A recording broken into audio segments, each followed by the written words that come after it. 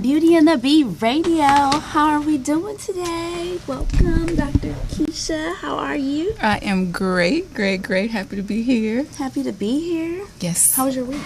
It was good. It's actually continuing. It's still going. It's still going. Okay. Still going. Well, how was your weekend? My weekend was short. Short. Yes. We had a few events going on this weekend.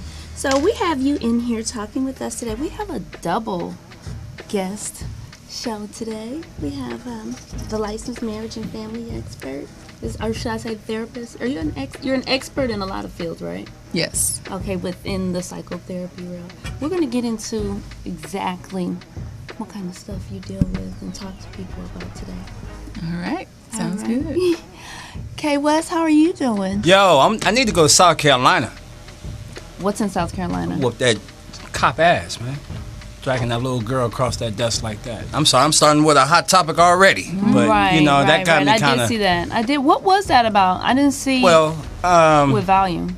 Well, first and foremost, good afternoon. Good afternoon to you. Good afternoon, doctor. Good afternoon.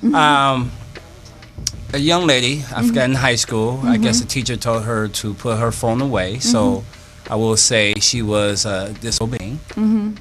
I guess she was on Instagram. In class. School. Okay. In class. And I guess the teacher said, put your phone away several times, and she did not. So I guess the police officer was called. And I guess he told her several times the same thing. And I guess his patience ran thin. And he, put matters in his own hands and flipped her and dragged her out of class. I did see that, but is this school police or was that an actual? It was actual cop, South Carolina police. I don't know what city it was in. I forgot to get that particular area, but it was North Carolina or South Carolina? It was North Carolina? It was one of them Carolinas. Wherever Carolinas. It was sheriff. Was he reprimanded? It was a deputy, huh? Yeah, they said on the radio he just fired. Yeah, they just got fired today. So, if you want to say that's justice, so what? But still, that was a high school kid, let alone a female. Why you had to put hands on her? You could have maybe done something else. I know there's other ways to go about it, but you didn't have to flip her the way he did and manhandle her as such. And it's just uncalled for. And I'm tired of seeing this continuously across the nation. So, and granted, the young girl should not have been on her phone. She could have waited until after class. So I definitely will have the teacher's side on that. But still, you don't have to put hands on her like that. So. That's what detention extra homework. Something. Granted, take the phone from her. Right. That's it. Take the phone. Being a former teacher myself, and I had middle school, and I also taught on the college level, but I remember times my middle school students would test me and challenge me, and I had to, make sure I breathe easy, take a deep breath. They're human. Woosah. Okay. But also I have to challenge the parents. Right. Yes. The parents raise your kids better. Not saying you're not. And we all going through something. Well, just have an open discussion kind of. Something. Okay. Something. Dr. Keisha, being a licensed therapist yourself, how do you feel like right now with the state of how the police are kind of like on edge? Do you think they need, I know they have like training, but do you think they need some kind of therapy sometimes? I do. Anger management, maybe anything like that? What do you think, with the Mike Browns? I do. I actually feel like all of the police officers should go through some type of psychological training or psychological evaluations a couple of times throughout their term of being a police officer, just to kind of see where they are, where their mindsets are, because they go through a lot as well. We don't know if they're being reactive because of something that they've been through in the past, but definitely just to better understand how to deal with society now, especially with everything that's going on. Right. I think sometimes it seems like they're desensitized. Yeah, yeah. In a sense. That's so odd. What else is going on in our hot topics? Anything interesting? Well, you know, we got to bring up sports. Game 1 of the World Series was yesterday. Shouts out to New York Mets and the Kansas City Royals. Kansas City's up 1-0. So shouts out to the KC people. I know they're going crazy. Bring on the Lakers. Right on. I mean, I was going to say I don't even know what happens in baseball. The NBA season has started as of yesterday. The Golden State Warriors, the reigning champions, received their beautiful rings and was able to raise their banner and won last night, beating the New Orleans Pelicans by a nice substantial margin. But more importantly, Steph Curry, the reigning MVP, had 24 points in the first quarter of the first game of the season. So I think he's out to prove, you know, this wasn't a fluke. And outside of those particular things, you know, sports kind of was. Did you watch any Love and Hip Hop? I have not watched any Love and Hip Hop in a couple weeks. I just got tired of it. I know. I just got tired of the drastic drama and just the I'm tired of us looking so bad. I'm just tired of us looking so just like, yeah, you know? Doctor, I have you in the building. Like, we have these hot topic discussions and we talk about different shows. We talk about different shows and how we feel about them. But lately I feel like on some of the, like, say, Love and Hip Hop franchise, they are not, like, using the platform to really promote themselves, like, in a business way. It's like fight. Do you think that's something that's by the producers, or is that something that they're just happy to be on TV? Whew. Once again, I think that there's something called triggers, which I think that we are familiar with. Producers pull the triggers. Yes. They do. I've seen that. I do feel, though, that the cast members or the people on TV are put into situations where it may be hard for them to handle themselves in an appropriate manner. And then they probably regret it after the fact. Right. But I do feel like there are triggers. They're put into certain situations that causes them to react a certain way. So it's just kind of it's a messed up situation because, again, I agree with you. They should be using the platform to promote themselves, brand themselves. These are individuals that are coming out for the first time on TV, and then they're fighting people. So, yeah. And they will regret that. Yeah. So what led you to become a psychotherapist? And tell me exactly what that entails. Okay. So first, I do want to thank you guys again for having me on the show. Thank you for coming and sharing yourself and your expertise. No worries. It is a pleasure, and the energy is great in here. But I was raised in an underprivileged area, what some would call an underprivileged area right outside of Chicago. Okay. And people didn't have a lot of resources to help other people, you know, due to financial hardship or whatever was going on in their lives. However, I just always like helping people. Right. It might have been my grandmother, my mother, my cousins, my friends of friends, or what have you, but I was that one that people would say, if you need some help with something or something figured out, go to Keisha. My girl Keisha. Dr. Keisha. We can't misrepresent. But at that time, I did not know that therapist was what I wanted to be. I hadn't figured that part out yet. It wasn't until after I graduated with my first degree and I started a job at a college working with students that I truly understood how powerful words were, or words are. The impact that encouragement can have on people, and to see and witness people be empowered. And then on top of all of that, to just see how well people took to me, how they received whatever my message was, you know, for that day. And it was at that time I was like, okay, therapist, that's the word. That's what I want to do. That's what you That's want. it. That's what. So growing up in Chicago, was it about the circumstances as far as the neighborhood, or was there anything traumatic, say, that happened that you had to deal with or overcome? that also led you in this field, or was it just about helping others? I think it's a combination. Definitely just always wanted to help people out, and I think that I have a creative mind, so just figuring things out. Like literally people would go to her. It could be for whatever. But then also my personal circumstances. I have children, and I wanted to do something different so that I can provide for them. Nice. So yeah, so. What brought you to Los Angeles from Chicago? Was it school? No. No? Okay, I was like, so, because you went to school in Chicago, right? Yes. So what and brought I'm you out here? Actually, my grandmother moved out here shortly after maybe my high school years, and I used to just come out here and visit her. And I always said I was going to move out here once I graduate from college, because I just love the weather, love the people, and hey, now I'm here. Our weather is awesome this summer. Yeah. Because Chicago, I remember going one day in Chicago in the winter, and it blew me. I had to walk backwards. Ooh. Yeah. The Windy City. The Windy City. The Bear. That it is. I love it though. I'm assuming you're a Bears fan and a Yes. Bulls fan Chicago and a Bulls all day. Blackhawks and Cubs or White Sox. Neither. I'm just not into. If Not I had to into choose, baseball? it'd be Cubs. Okay. Just because. I just like to hear the opening song when baseball comes on. I really can't follow it when it's going on. I don't know what's going on. I just know they're hitting the ball. You ain't missing much. I know. It's just like a very slow game. You ain't missing much. Now, if you go to a game, I mean, I like to go just to eat some Dodger dogs or something. That's about it. Okay. Going back to therapy, do you feel like with helping people and overcoming things, what is one of the most common things that people come to you in your practice to talk about? Are there like a lot of common interests with symptoms?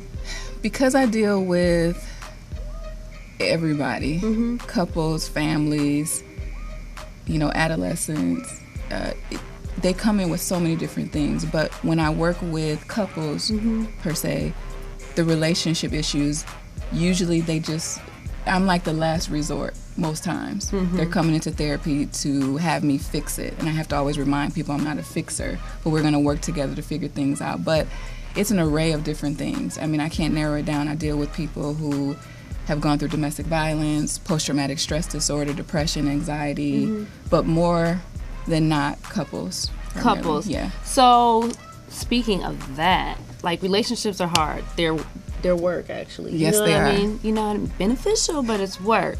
So people come to you to fix it. Do you ever think that it's kind of better that you go to marriage pre-counseling? I do, absolutely. Do you do that? Yes, Okay. yes. And can I explain why? Yes. What I have found over the last 10 years of doing this, that people or partners truly don't know each other.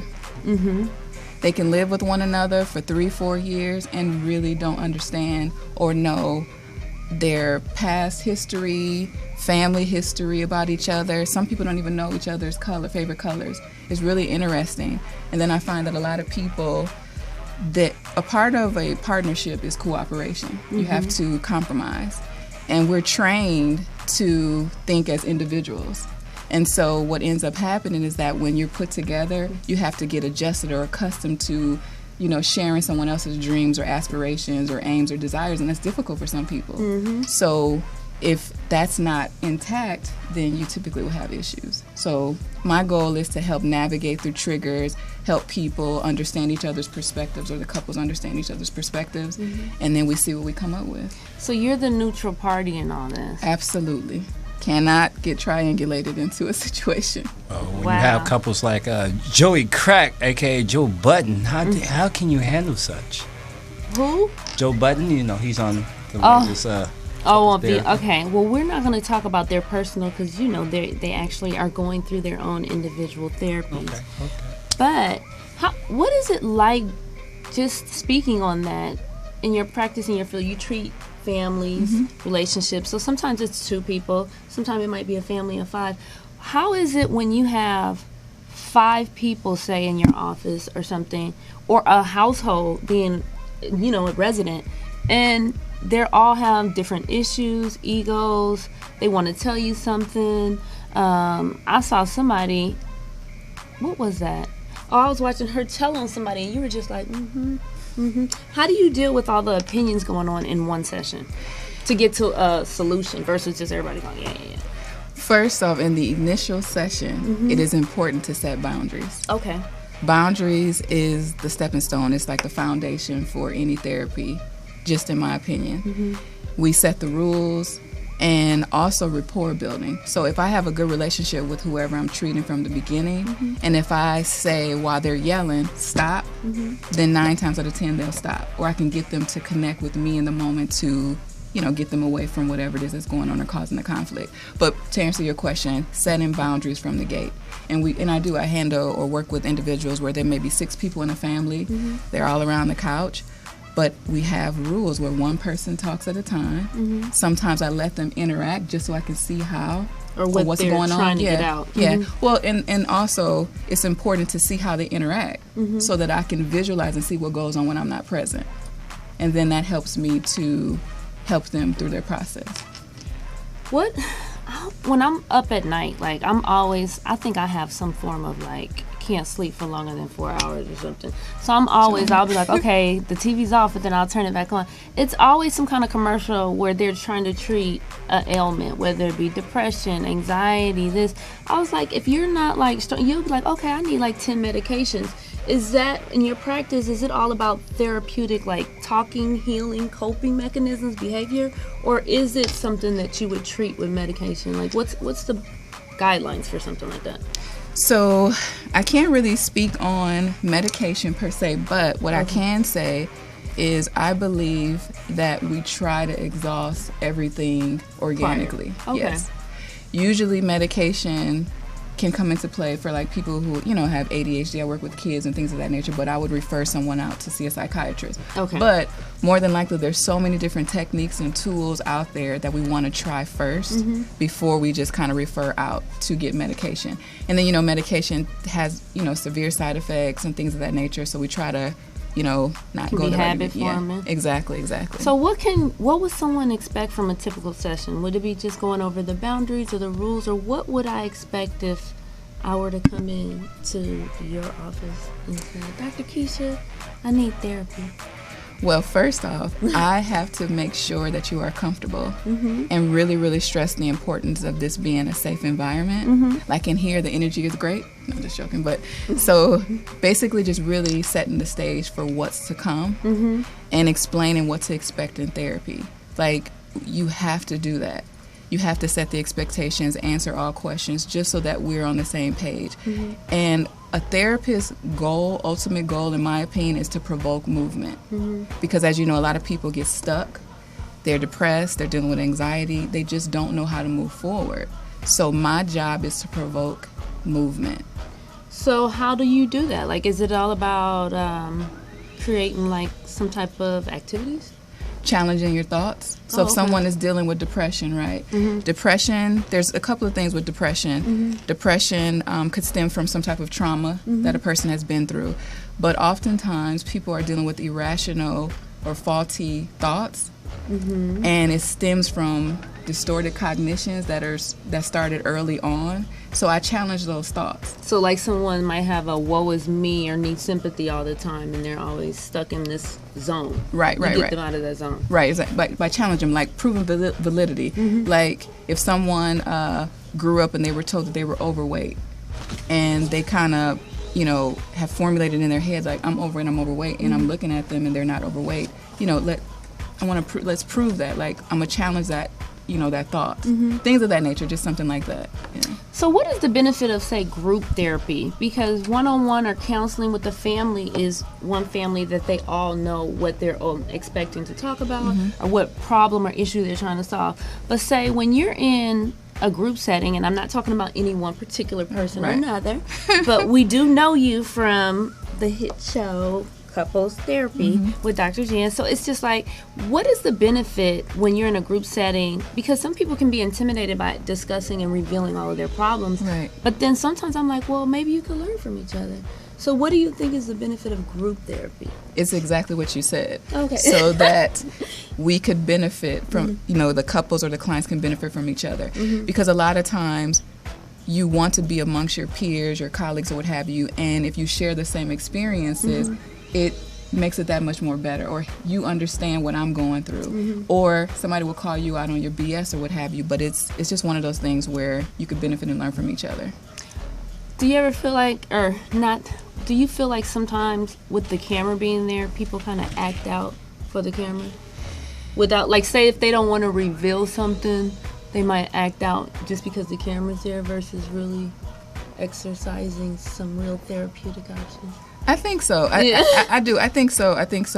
I do. I know with our show, it's real therapy. You know, we work under our licenses or what have you, and you know, the couples are coming in for treatment. You know, and Dr. Jen does a really good job with doing what she does, you know, best. So a lot of stuff we don't get to see, especially if it's too personal, right? So they actually are going through a real therapy session where they're resolving their marital or their family or their couples or their Intense. issues. It's so intense. It's intense, and that's why we're there to assist Dr. Jen and just make sure, you know, everything is intact, you know. So we're part of the treatment. I'm a part of the treatment team, and just to assist the couples as best as possible. But it's really intense. It's a good group of couples this season.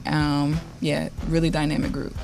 How do you keep your calm? You seem like you have a total zen about yourself.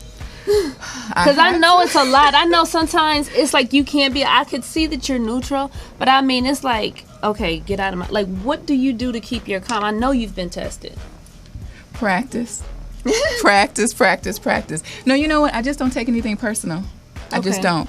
You know, in my earlier years of graduate school, I actually had to take a class, you know, on that. Like, you don't take anything personal. When you leave that door or leave out of that office, you leave it there because it's not your stuff. Right. And if you do, you have to go and talk to someone about it.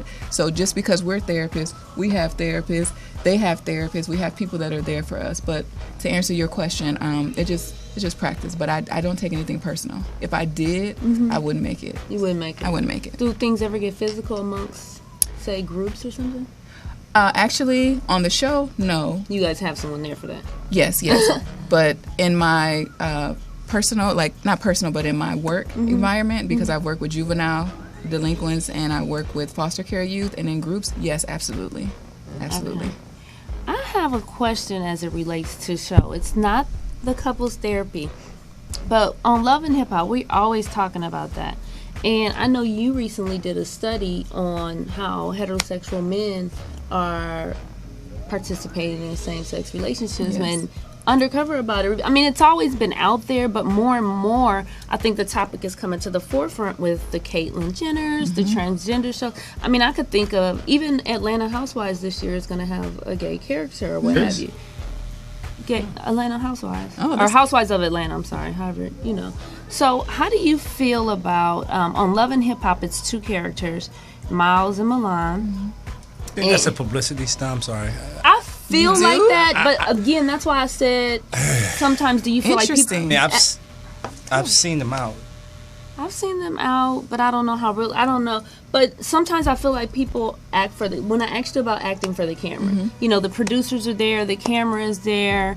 You know, you're going to be seen. You have an audience. It's almost like you're playing to that audience. But these two, have you ever watched that show? I do. Oh, so you know exactly what I'm talking about. So how do you feel about, or how in a therapeutic situation, how does someone deal with coming out to the public if they've never even came out to their family? Is that like to me that sounds backwards, but I'm not a therapist, so that's just my opinion. I feel like before we even got to know his music or anything, he led with this personal story that I'm so interested in. I'm captivated by what's going on. But how does that work from, you know, if you were giving therapy to this type of individual? It's interesting. I can't really speak on the show because I felt the same way. It was kind of done a little, you know, where maybe we talked to the parents first or what have you. It sounds like he was struggling with coming out, period, and maybe pushed a little bit or feeling like he had to or he was under pressure. But in general, if someone comes in for gender identity issues or struggling with things similar to what those cast members were dealing with on Love and Hip Hop, we really just talk it through, because a lot of times they're really struggling with their identity. They don't want to come out, and a lot of people just keep it to themselves. I mean, I find a lot of people keep it to themselves. I have clients that I deal with that do not tell their parents. They don't tell their family. They will, though, tell a few friends. Right. And usually those friends are the same as, they are, what have you. But it really just depends. That's kind of like a hard question, just because, it's difficult. Because my study was basically people who just keep it on the low and they just don't come out and they don't consider themselves to be bisexual or gay. So they primarily will have sex with other men, but they do not consider themselves to be gay. So some of them may be married or in a relationship, or it's just a part of the culture, the environment.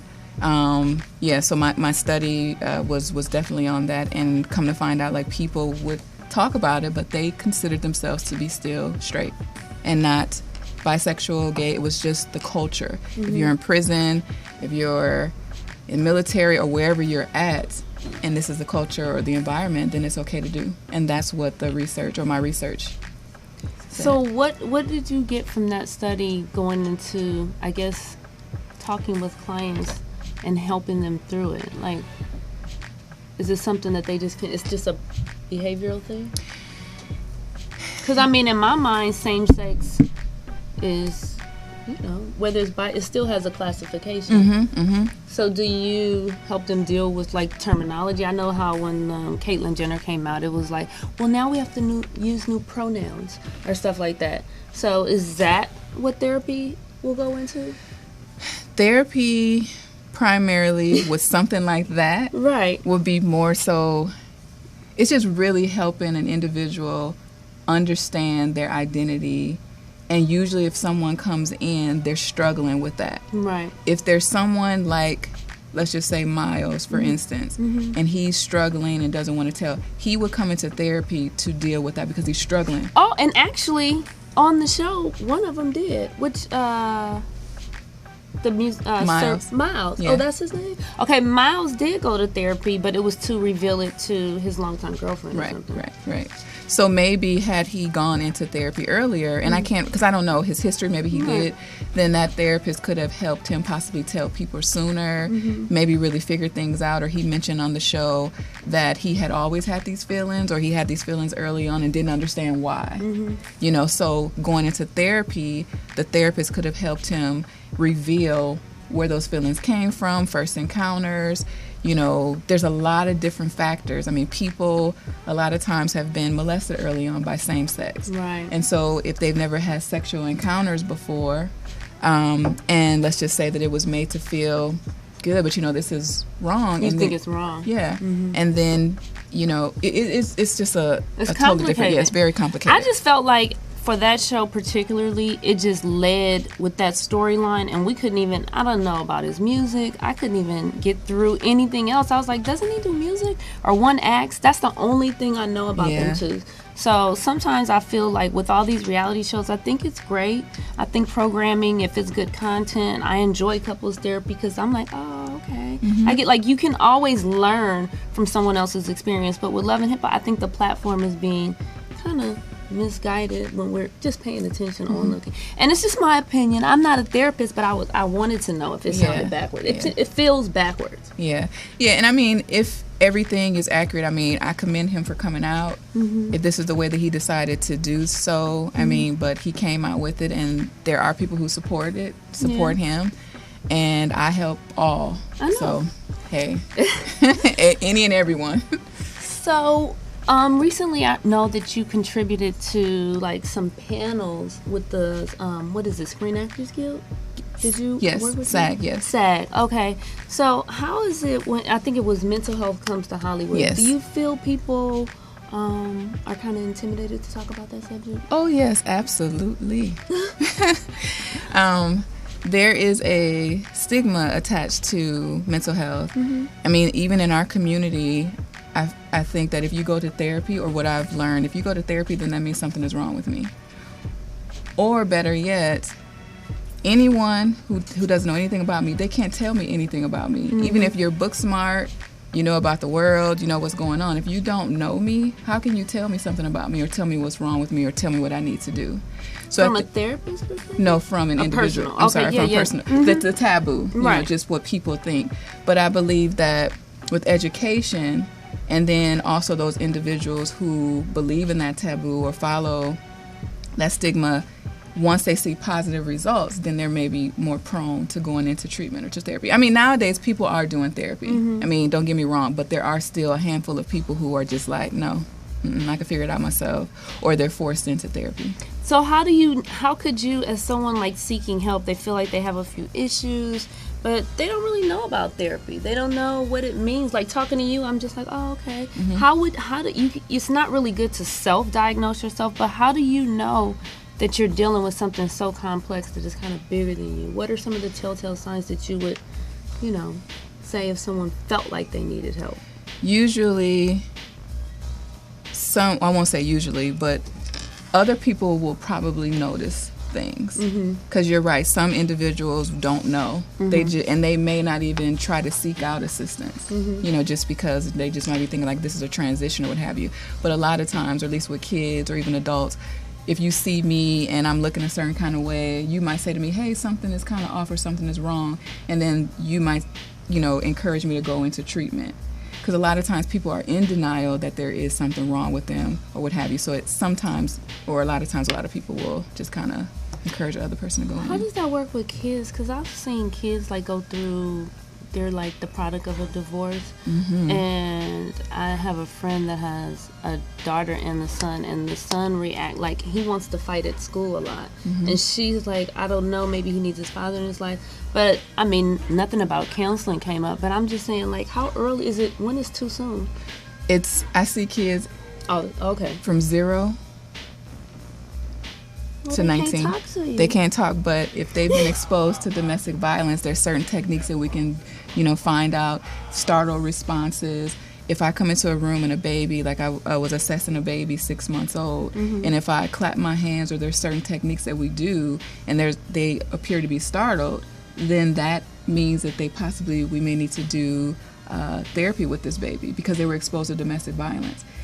like an Babies infant child. Yes, we do therapy with babies. Yeah, it's real.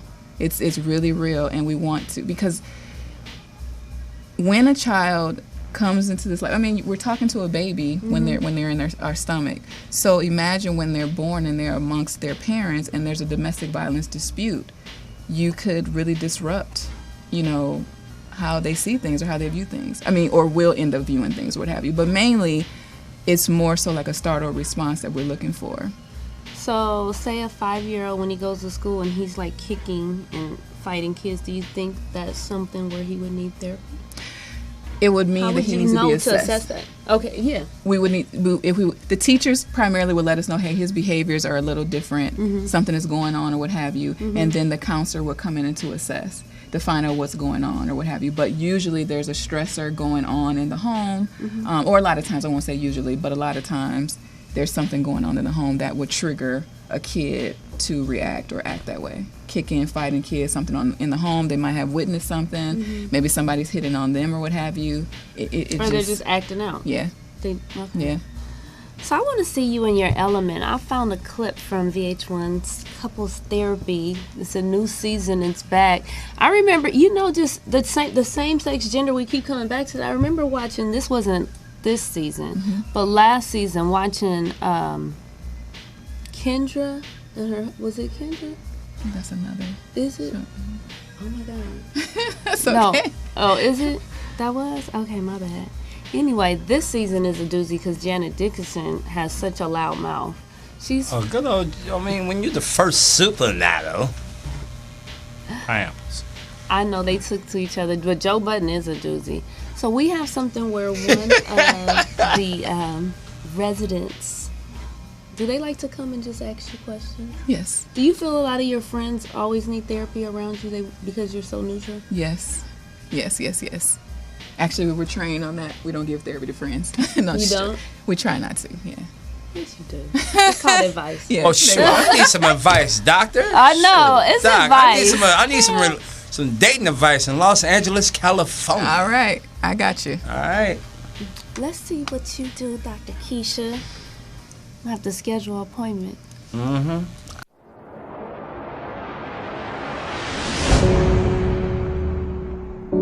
Are you feeling any, Relief, a little bit like relief? like baggage off, like Yeah. a heaviness taken out. Yeah, I did. I learned, like today I could really say like I learned something because I'm starting to realize that like I hid everything like because I love her so much that I don't want to see her sad. I love seeing my wife happy. Right. So when I'm always the type that I was like I'm never gonna make my girl sad, my wife sad, anybody like that I love. You're not really speaking your mind and saying what you really want to say. You're holding it in somewhere. I was scared of what the response was gonna be. Right.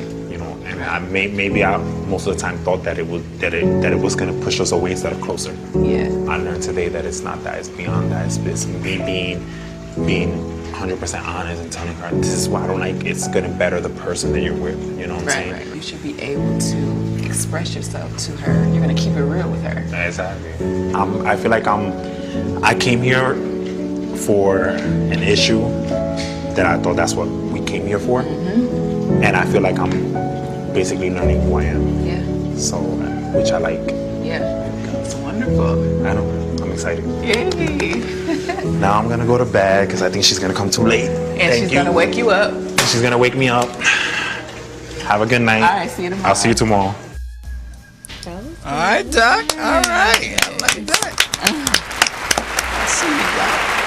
I think part of therapy is also feeling like they have a support system. through Yes, Yes. absolutely. you. A Absolutely. sounding board that's not coming from any place of other than just I'm listening. Right, exactly. I mean, I just want to add that, again, people when they come in, they think we're fixers, and we're not fixers. We're a guide. We're here to give you a set of tools to utilize outside of the session. We're here to reconstruct faulty notion, mistaken beliefs or what have you that were formed early on. That's in your head. Yes. Psychological. Okay. Yes, exactly. So, what is next for you, Dr. Keisha? Well, I am just implementing balance. I am just doing me and working hard, just building my... You have your private practice? Yes, I have my private practice.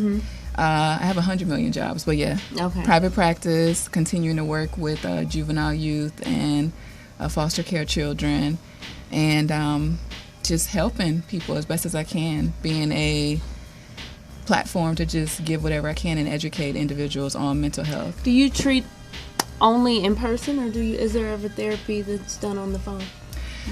I try to stay away from over the phone, Okay. but I do travel to clients, and then I see clients in private practice as well, like who come to my office. Oh, okay. So yeah, so I'm all over the place.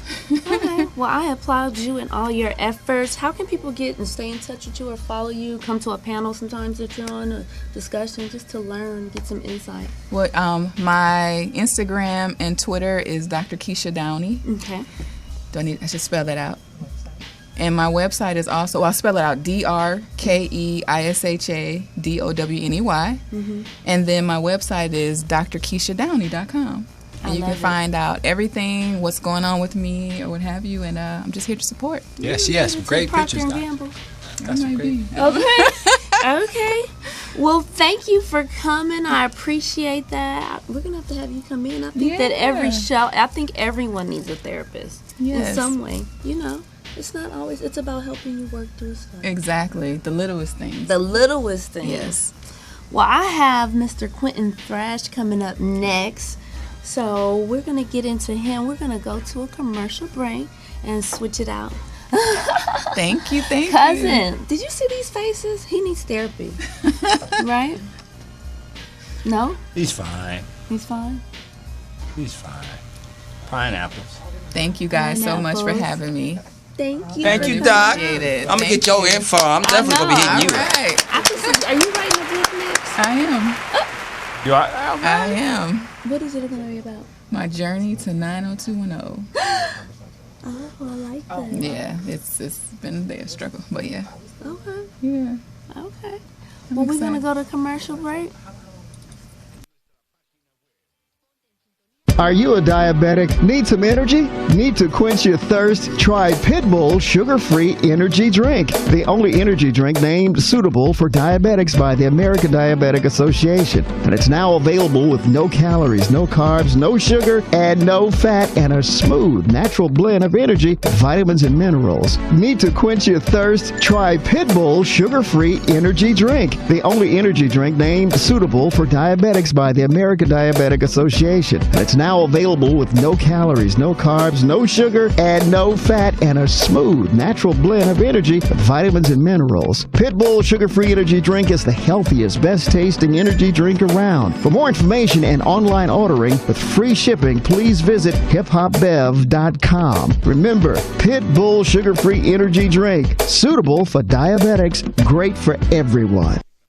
Are you a diabetic? Need some energy? Need to quench your thirst? Try Pitbull Sugar-Free Energy Drink, the only energy drink named suitable for diabetics by the American Diabetic Association. And it's now available with no calories, no carbs, no sugar, and no fat, and a smooth, natural blend of energy, vitamins, and minerals. Need to quench your thirst? Try Pitbull Sugar-Free Energy Drink, the only energy drink named suitable for diabetics by the American Diabetic Association. And it's now available with no calories, no carbs, no sugar, and no fat, and a smooth, natural blend of energy, vitamins, and minerals. Pitbull Sugar-Free Energy Drink is the healthiest, best-tasting energy drink around. For more information and online ordering with free shipping, please visit hiphopbev.com. Remember, Pitbull Sugar-Free Energy Drink, suitable for diabetics, great for everyone. Are you a diabetic? Need some energy?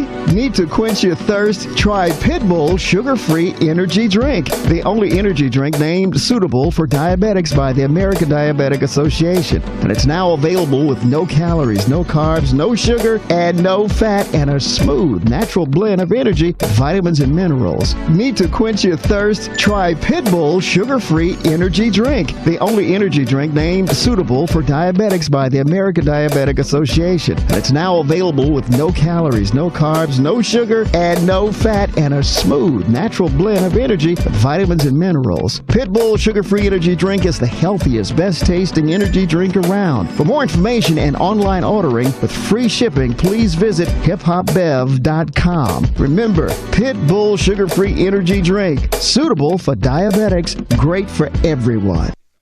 Are you a diabetic? Need some energy? Need to quench your thirst? Try Pitbull Sugar-Free Energy Drink, the only energy drink named suitable for diabetics by the American Diabetic Association. And it's now available with no calories, no carbs, no sugar, and no fat, and a smooth, natural blend of energy, vitamins, and minerals. Need to quench your thirst? Try Pitbull Sugar-Free Energy Drink, the only energy drink named suitable for diabetics by the American Diabetic Association. And it's now available with no calories, no carbs, no sugar, and no fat, and a smooth, natural blend of energy, vitamins, and minerals. Pitbull Sugar-Free Energy Drink is the healthiest, best-tasting energy drink around. For more information and online ordering with free shipping, please visit hiphopbev.com. Remember, Pitbull Sugar-Free Energy Drink, suitable for diabetics, great for everyone. Yeah, I talk kind of loud sometimes, so this might be. I get a little passionate sometimes, you know what I'm saying? You get a little passionate. Got him. My dog, We King ready? West, what's happening? Are we What's back? up, man? We back. We're back. Pineapples. We're going back. Mr. Quentin Thrash, how are you? I'm good. How about yourself? Fine. It's good to hear. I'm good. I like your glasses. Oh, thank you very You're much. so stylish. Thank you. You remind me of the song "I'm a Classic Man." No, really, I don't even know what he looks like, but the song. I don't even know what to do. Yeah. I don't Bruh. because I know, was Kendrick Lamar on that song or something? I think he was on the remix, yeah. Okay. Yeah, I got that a lot when it came out. Okay. I've been kind of dressing like this for a long time, way before that, but you know, I got that reference a lot when the song came out, so it's cool. So give us a little insight about what you do. I know you're a celebrity barber. You have a great style, sense of style. Tell us a little bit about what you do. I wear a lot of different hats. I'm a celebrity barber, celebrity wardrobe stylist, but the term I prefer to use is a style influencer, because I'm more based on style instead of fashion. So therefore, I feel that I can incorporate my personal style to everything I do, whether it's fashion, whether it's interior decorating, whether it's architecture, just arts in general. So pretty much whatever I have a passion for and whatever I have an art with, I do it. So that's why I do barbering. So you don't follow the trends, you set them. Yeah, exactly. Okay. Yeah. Okay. So what led you into pursuing barbering? Like, what's your background? Where'd you grow up? Originally I'm from Georgia. I actually didn't That's where that drawl is coming from. Yeah, it's a lot worse than it is. I practiced over the years how to enunciate a little better, so I say it'll still slide through every once in a while. It's sliding through right now. Yeah, not as bad as it can be though. Okay. But yeah, I'm originally from Georgia. I moved to Florida in high school, and that's where I kind of picked up the wanting to be a barber from one of my friends. Okay. And when I went to college, I started cutting hair there. You know what I'm saying? On a larger scale, I started cutting more people's hair. Okay. And then after my college career, I went to barber school and I got my barber's license.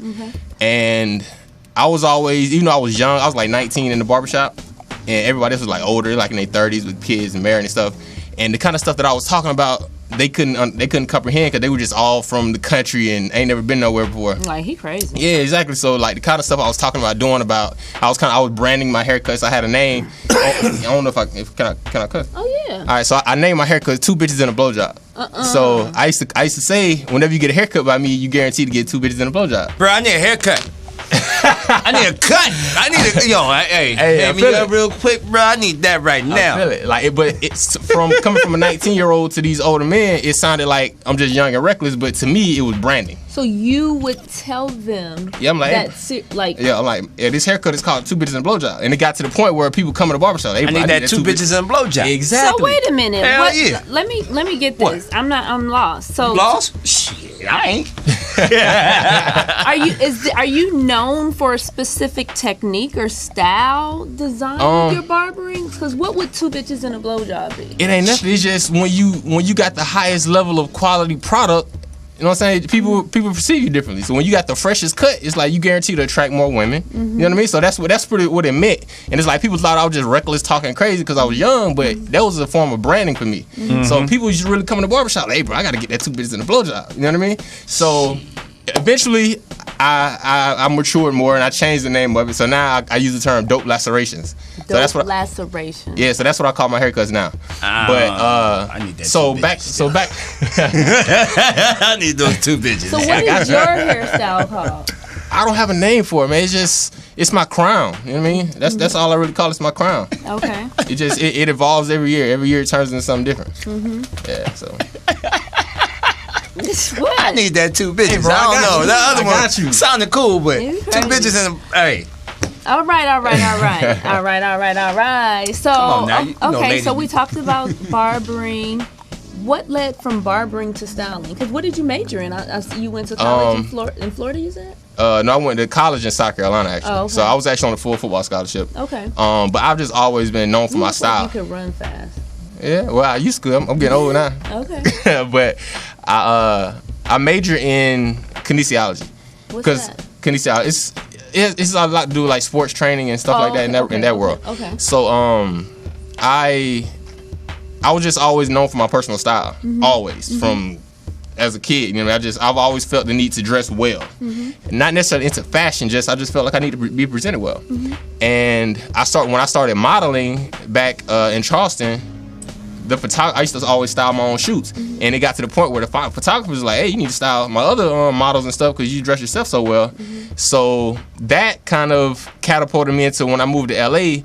The same thing happened, but on a larger scale. What brought you to LA? Just the style aspect of things, or you finished college and you just said? I just had the opportunity. So that goes back to me being in a barbershop. So I used to be sitting in a barbershop and.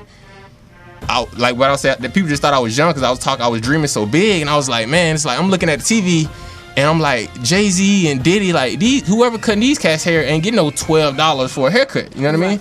And the people around me, they were just like, man, you just talking crazy, this and that, and you know what I'm saying, you ain't got access to no celebrities. So what did I do? I moved to LA where I had access to celebrities. Cause for like $100. Exactly, and that's what else I used to call myself, just the $100 lineup. Right. And I moved to LA. My very first month out here, I was cutting Fresh Montana. My very first month out here. Oh, so how long have you been out here? Now I've been here. It'll be 4 years next month, actually. Oh, okay. Yeah, so I mean, as soon as I came out here, they were like, "Hold up, he was talking." We just thought he was talking crazy. You know what I'm saying? Back when I was in the backwoods in South Carolina, but he really doing what he said he was doing. Like, it's really possible.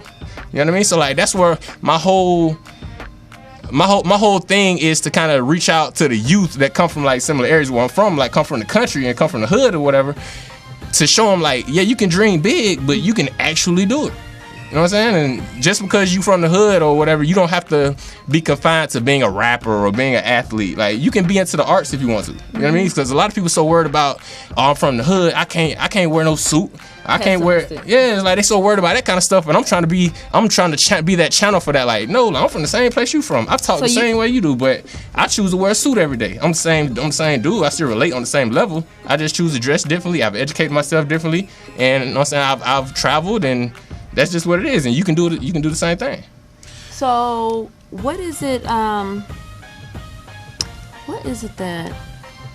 Like, is there any one particular designer that influences your style? Because your style is unique. It's like, it's colorful, it stands out, but it's very neat, it's very tailored.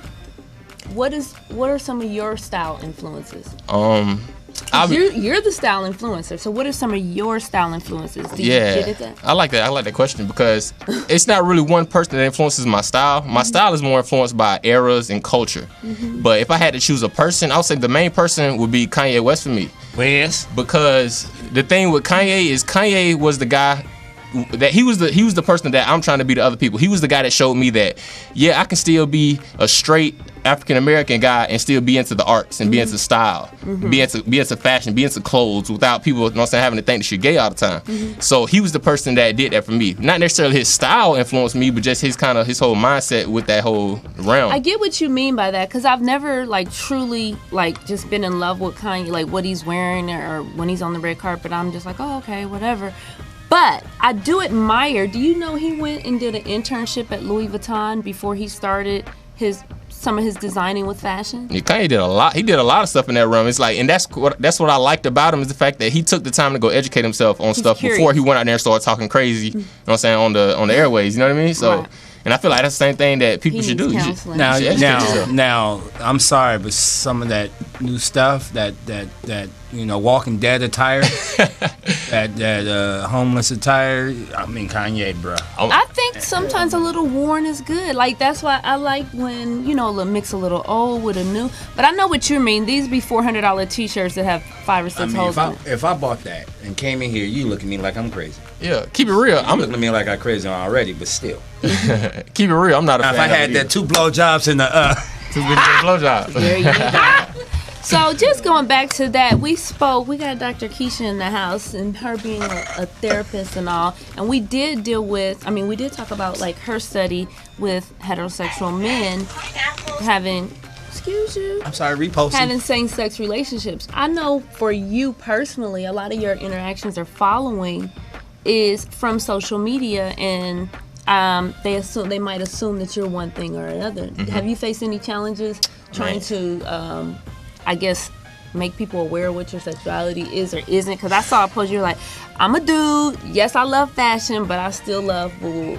Yeah, man, and make it known. But I don't get that when I see you, but I mean, maybe picture. Yeah, a lot of people think that when they see a photo of me, because you can't really feel my demeanor, or you can't hear, don't say the way I talk and my swagger. You can't feel all that stuff from a photo. Right. So, I mean, yeah, I deal with a lot, especially being in the fashion industry, being a model. I had to deal with it a lot. But it's like, as soon as people, even a lot of women I've talked to in the past, they say, when I first seen you or seen photos of you, I thought you were gay, to be real. But then when I met you, it's like, it's a no-brainer. It's like, you're a savage. You know what I mean?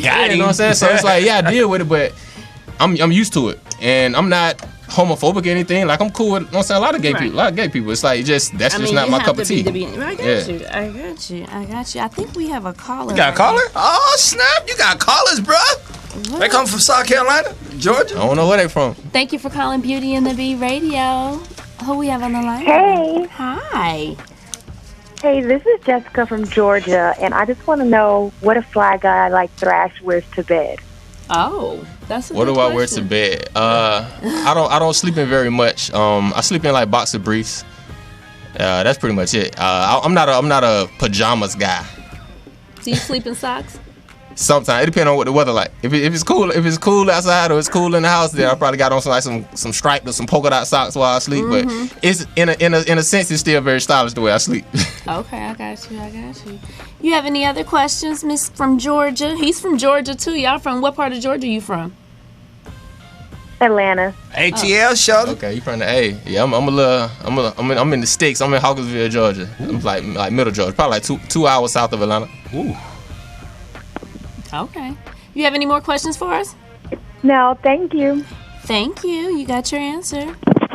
Bro, you got them calling from Georgia to know what She you wanna wearing know to not bed, what you bro. have on right now. Tell her to check your DM next time. Ooh, they have a song called that or something. They really? Check your Yes. DM. Check your DM. Yes. Oh, I'm gonna have to remix. So, working as a stylist, I see a lot of your posts are like male ensembles, male accessories. Do you have a favorite working with males or females when it comes to styling? I honestly I like working with males, of course, more because I just feel like I relate better, and it comes very easy to me. Like Well, a lot of we need accessories. I mean, we need I wear- undergarments. I know you know how. Yeah. But we need everything. Yeah, but yeah, I would say male just because it kind of gives me a chance to kind of just express myself more with stuff that I'm actually wear myself or that I may have worn. So yeah, I would say males better. So, how do you end up translating style when someone's saying, I need to do a redo, or they're doing, say, a publicity, they're trying to create a brand identity? You know, what you're saying, you branded the names for your hairstyles or your haircuts. If someone's trying to rebrand themselves, how do you communicate with them about what they want without giving them, because they might see so much of your style, they're like, I want to do everything you do. But it's all about giving them their own personal style with your influence, right? Exactly. So what do you talk to them about to get that out of them? Especially if they're in a comfort zone. Yeah, it really depends on where you're coming from or like what lane you're kind of in and what your personal style, that your pre-existing style already may be. You know what I mean? Because I just want to take what your pre-existing style is and help you enhance that. So that's kind of what I'm good at. So yeah, that's pretty much how I kind of assess that whole situation. So you just get what they want and you assess it. Yeah, because I kind of get to know them a little better because a lot of people. Everyone has a style. It just may not be a good style. Right. But you know what I'm saying? Everybody has a style. So it's like I kind of take what you're comfortable with, because I don't want to take you too far out of your comfort zone. Right. So you know what I'm saying? I still kind of keep it within the realm of what you have, and then I just try to find ways to enhance it and make it better. And so it's still you, but you know what I'm saying? It may take you a little bit out of your comfort zone, but something that you can kind of deal with. I got you. What? None for I could tell you just thinking. I mean, I'm digging. You know, I'm always doing that.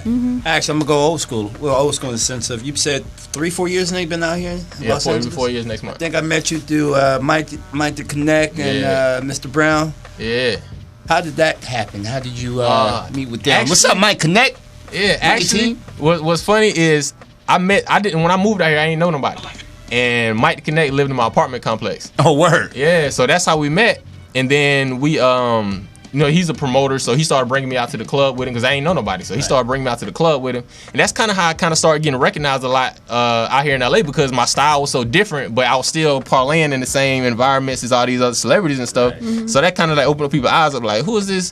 First of all, I'm 6'4", so I'm gonna stand out regardless. But then I got on polka dots and pink pants and all that stuff. They like, who is this dude? One time I saw this brother. He was so fly, but it was so his style, of course. And it was like You own it. he owned it. And some girls came up to me like, "Who's that dude you just talking to? He kind of is he I said, "Nah, trust me. I bet you walk past and he gonna holler at your ass." Okay. Good people stuff. Do you have any, say, personal fashion aspirations? Maybe designing a collection. What do you think is in the future for Stay Fly? Eventually I will get into design. I have a lot of things I want to get into, but my main focus is right now is just trying to reach the youth, like I was saying, because like where I'm from, the kids, they're so closed-minded because even their parents and everyone around them have never been outside of their own environment. So I'm just trying to be that channel because I have a little brother right now. Okay. He just turned 18 and he get in trouble with the law, and he just got back into public school because he was in alternative school and stuff. And it's like I'm trying to show him like, bro, like we come from the same place, like we are the same person. Not we are the same person, but you know what I mean. Still in Georgia? Yeah, he still live in Georgia. Okay. And I'm like, bro, like I'm from the same place you is, and you see kind of what I'm into. So it's like I'm trying to find out how can I get into his head to be like, bro, you ain't gotta be doing the same thing everybody else from here doing, because I'm showing you that it's possible because I'm doing it. You know what I mean? So how do you connect with the youth, or what roads are you taking to like connect the dots as far as? I I love working with the youth. So I've done things. I've been to like inner city schools out here in LA to go talk to the kids and stuff. And it's funny because I went to one school. I think it's John Muir Middle School. I think it is out here. Oh yeah, And boy. I walked in there and the kids started snickering and stuff. They laughing at, you know what I'm saying, my clothes. And then when I started talking to them, it's like everybody got quiet. They were just super into me. It's like, yeah, like, oh, you from there? Oh, you went to college? You used to play football? You got a full scholarship? Exactly. It's like, you don't see that when you look at me because you just think I'm a fashion guy. But then when I started talking about where I'm from and, yeah, I know this celebrity and, you know what I'm saying, I come from this hood, it's like, they like, oh, man. So after the class, a lot of the kids started following me around and stuff. Like, and one of the teachers was telling me, she was like, oh, yeah, that's such and such. He's part of this gang. I'm like, hold on, these kids like 13 years old. Yes. He's like, yeah, it's like, is that Savage over here? And so the bell rung for them to go to class, and the kids were still just like surrounding me, just asking me all these questions and stuff. And I remember the teacher looked at me, and she was just like, she's like, know what? She's like, I see that you went down, that they in good hands right now. Like when you get done, tell them whatever you gotta tell them. Just make sure they get to class. But you know what I'm saying, as long as they can get some good stuff out of what you gotta say, it's like they cool with you. They cool right now. So like that made me feel good knowing that. You are so country. Oh yeah, I am, It and comes I out. embrace I it. was like, you was like, I let it go sometime. No, you have not got rid of Georgia. I love You gotta hit me on the phone like my mom or somebody from the crib. Like it get a whole lot worse than this. Wow. I've been practicing for years on how to, you know what I'm saying, how to enunciate and just because my tongue get lazy. I got you. My tongue get real lazy. That's some southern stuff. Yeah. So I have a milestone to congratulate you on. About a couple of years ago, you started doing how-tos or guides on YouTube, right? And one of them, I don't know if it was your first one, but one of them was about how to tie a bow tie. Yes. It's over 1 million Yes. views. Yeah. Congratulations. How did you keep that momentum? Yes, sir. It actually kind of took off without me noticing because I did it for a while and I probably went like a year without really catching like real traction. And then I guess as I started getting bigger on social media, like it just started, you know what I'm saying, more people started taking notice of it, and then I guess it started getting more reposts and stuff like that, and I think the culture of menswear kind of started growing within the past few years. So I feel like a lot of people start kind of wanting to know about how to tie a tie, how to tie a bow tie and stuff like that. So and the fact that I relate to people on a different level. So my tutorial is very direct to the point, and it's easy to understand. And even the way I marketed that, like the styles that I was wearing, the colors and stuff that I was wearing, just makes it more appealing to the eye when you see my video next to someone else's. So I feel like all that kind of stuff played a role in it. But yeah, thank you very much, man. And I'm trying to continue to do the same thing and Are you reach gonna more do people. some more of that? Yeah, eventually. I just been so tied up with some of the other stuff that I'm working on. Like right now, I'm trying to work on this. I'm not trying to. I am in the process of working on a reality show. Okay. So there's a reality show being based around me, about me being from where I'm coming from, and kind of how I came to LA and to pursue my dreams and actually trying to navigate through the industry. And Who are some of your clients that you do work with? man, it's pretty extensive because especially since I work from both aspects as a barber and a wardrobe stylist. So I mean, I work from celebrities like AJ Green to Omari Hardwick to Oh yeah, show us some pictures. We got pictures. I forgot we. I did Prince's Breakfast Can Wait video. Prince? Yeah, the Breakfast No Can Wait way. video. Prince. Yeah. Purple Rain. Prince? Yeah, Purple Rain Prince. What was he like to work with? Oh, that's French Montana. Tough. Yeah, so He doesn't like you to look him in his eye or something, right? exactly. He actually, well, not him, but his assistant actually asked me to step outside the room one day after we make eye contact. Like me and Prince made eye contact during dress rehearsal, and the dude really came and tapped me on the shoulder. He was like, "Could you be excused in the room?" I'm like, "Huh?" And you know me, I'm from the streets, bro. I was like, "Hold up, bro, what you talking about? I'm working here." You know what I'm saying? Amari But look it was good. really that serious. Right. Yeah, but this photo right here, I really love this photo because now since Amari's kind of getting so big with the show Power and stuff, a lot of women post this the same exact photo for like their Man Crush Monday and stuff, and I'll be like, That's my work. that's from like 3-4 years ago though. Oh, You know what I'm saying? So that's you. You did something recently with Truth Be Told.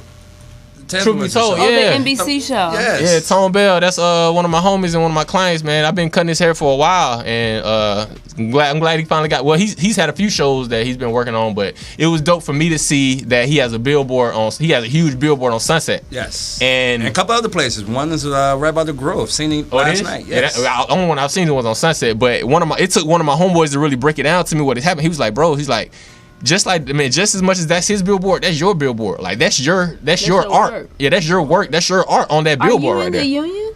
No, I'm not. Oh, okay. Yeah, I choose not to be though. Oh, okay. Yeah, but so that was a good big accomplishment for me as well as him. Yeah. So yeah. That's dope, man.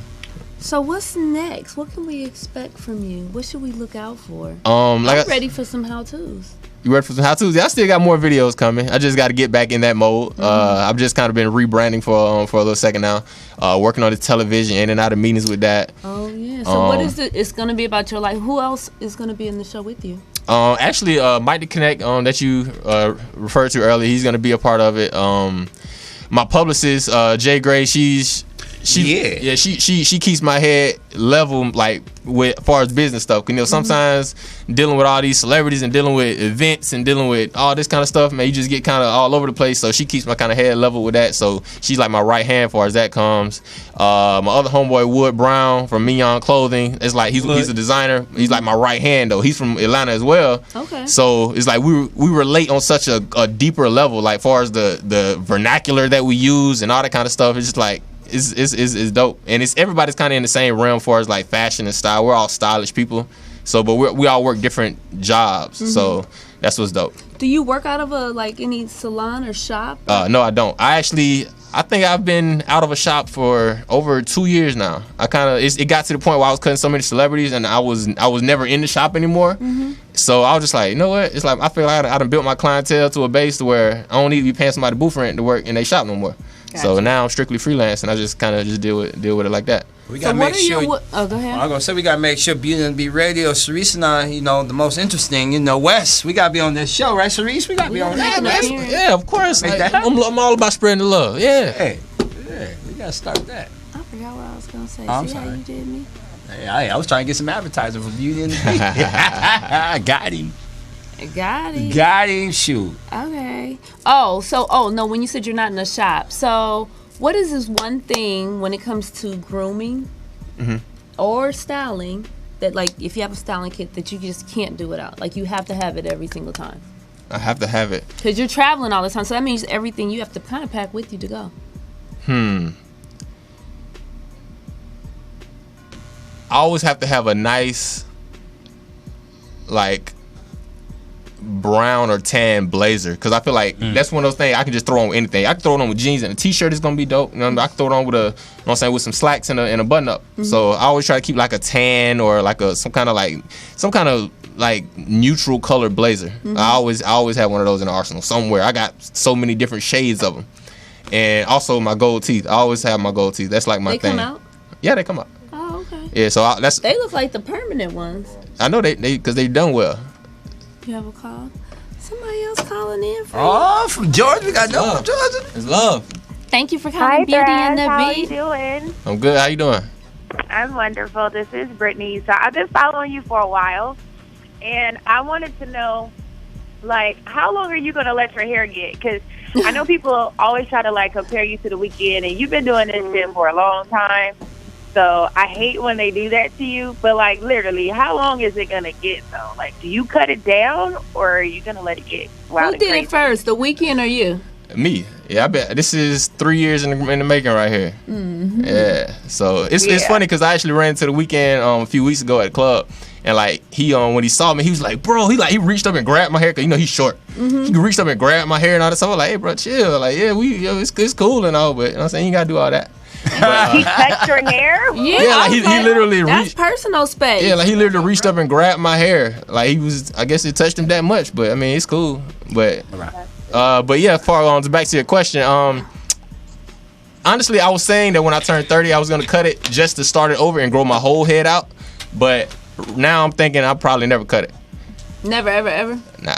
I may like if it gets like to my waist, I may like keep it like trimmed at my waist, but I think I'm gonna just keep it for life. I even think like with my son, I think my son's gonna have dreads. It's just because I'm so, like I was saying, I'm influenced by cultures, and when I started learning about like Rastafarian culture and just the whole dreadlock and lock movement, and just the different ways that you can express yourself through locks, it's like I just think that's so dope, and I feel like I'm gonna always have locks. Of your style. Exactly, so I'm gonna always have locks, and especially with freeform locks, like you never know how they're gonna actually grow. So I think that's even doper. So yeah, to answer your question, I don't think I'm ever gonna cut them. That's dope. That's dope. Do I get 2 questions? One more.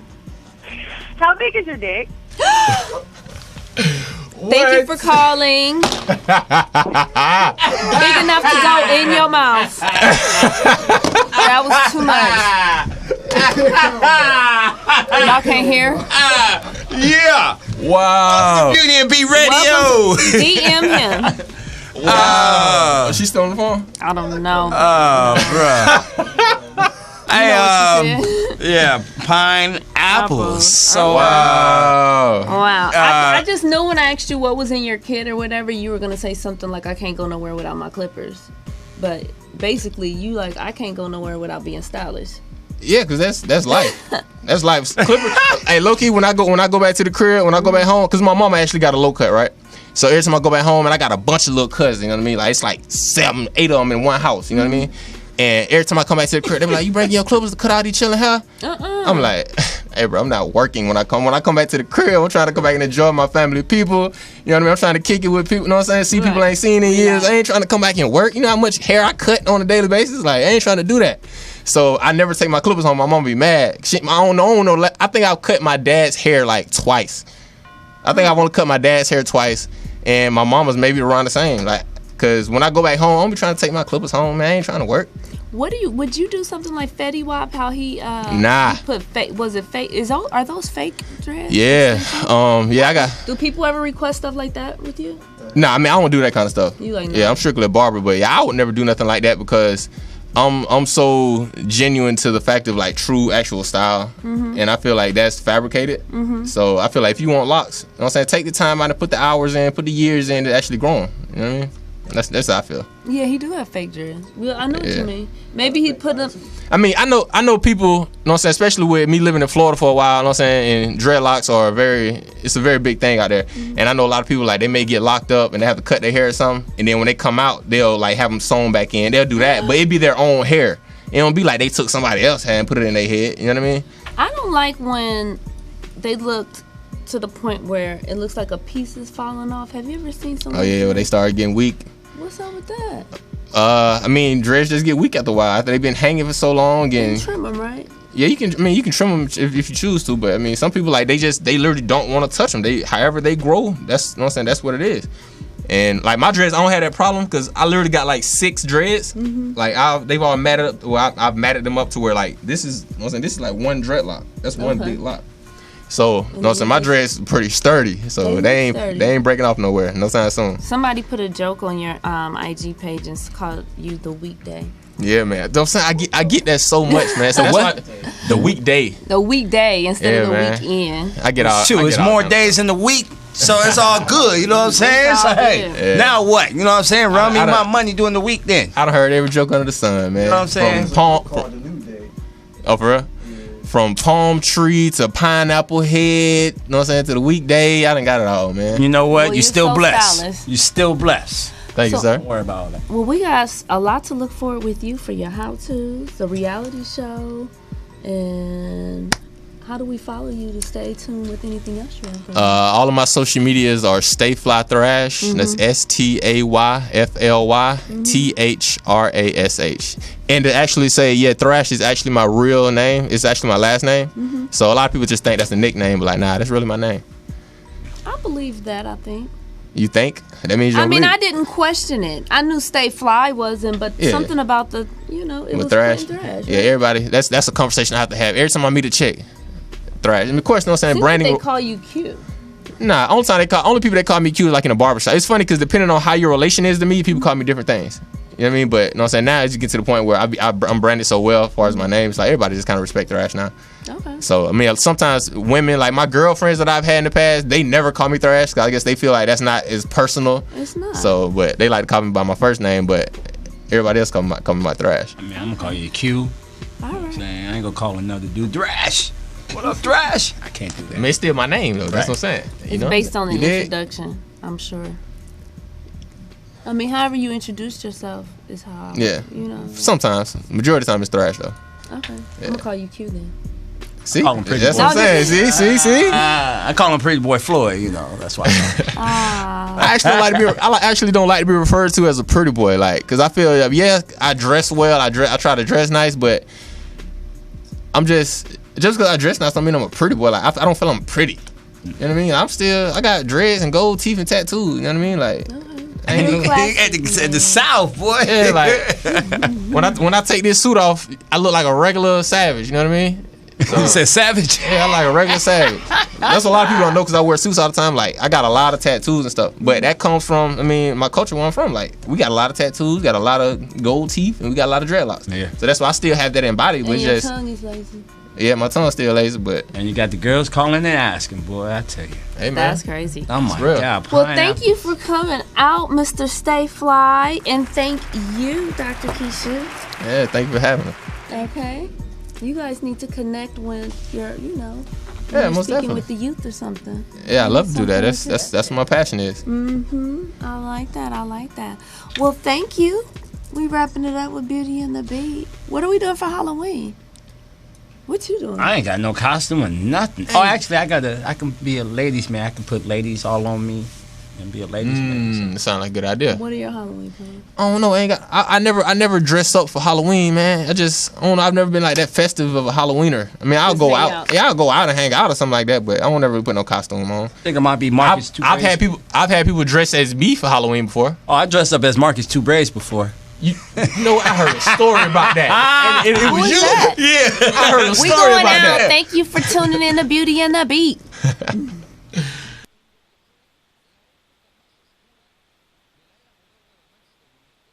What's happening, YouTube? It's your boy Stay Fly Thrash.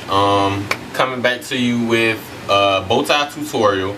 Believe it or not, it's a lot of guys out there who don't know how to tie bow ties. And for you ladies, maybe you can tie your man's bow tie for him, you know what I'm saying, in case he doesn't know how to. So yeah, here we go. Okay, when you start, make sure one side is longer than the other. It really doesn't matter, it's your preference. Your first step is to cross over, make sure the long side goes over the shorter side, and therefore you're in this position. Now you bring the longer side up under and through and off to the side. Now with the shorter side, this is where it gets tricky. Bring it across, therefore you see it already has the bow shape, the bow form. Now bring this part back across, bring it down the middle. Therefore you see the bow tie look. Now fold both of the sides around the tie. And you see that hole? Bring this through and tuck it through. Don't push it all the way through, just half of it. And therefore it comes through this side. And now it's just a matter of sizing it and tightening it. As you can see, just pull the sides and it tightens up. And you have your bow tie. See? Now, don't ever forget, pull your collar down. Sometimes, I know it sounds hard to believe, but people forget sometimes. Yeah, so there you go. Your collar's down. You have a well-tied bow tie. Just make sure it's good and even. It's always great to get a female's point of view on it. Women tend to be good at that. I'll come to know. And now you have a perfectly tied bow tie, and you're ready for your date.